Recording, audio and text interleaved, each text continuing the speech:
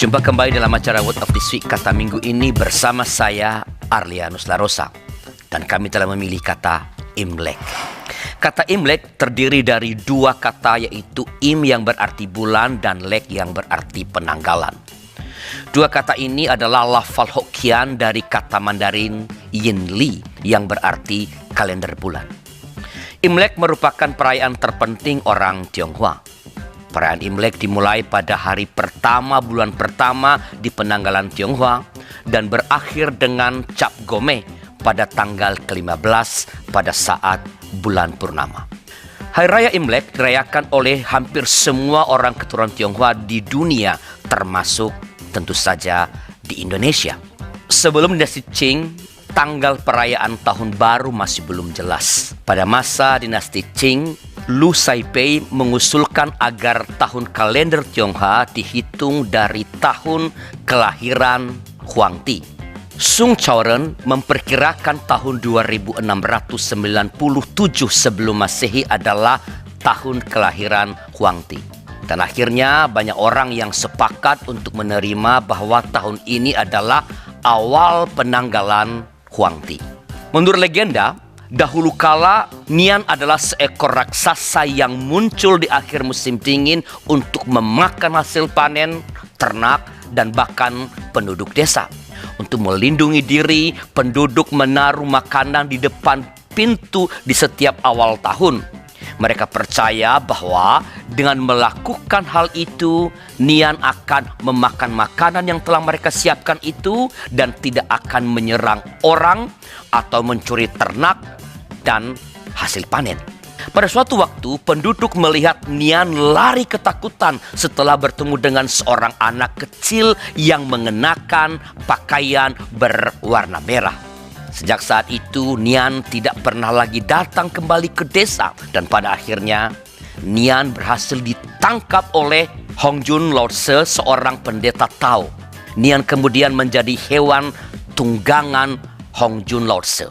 Penduduk kemudian percaya bahwa Nian takut pada warna merah, sehingga setiap tahun baru mereka menggantungkan lentera dan gulungan kertas merah di jendela dan pintu rumah mereka.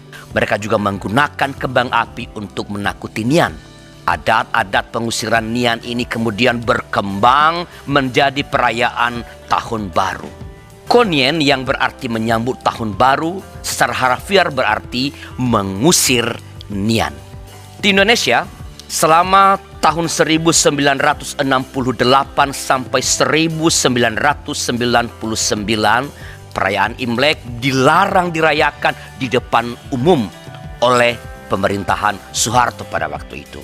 Masyarakat keturunan Tionghoa di Indonesia kembali dapat merayakan dengan bebas Imlek pada tahun 2000. Ketika itu Presiden Abdurrahman Wahid mencabut ketetapan Soeharto dan kemudian ia meresmikan Imlek sebagai hari libur fakultatif, artinya hanya berlaku bagi mereka yang merayakannya.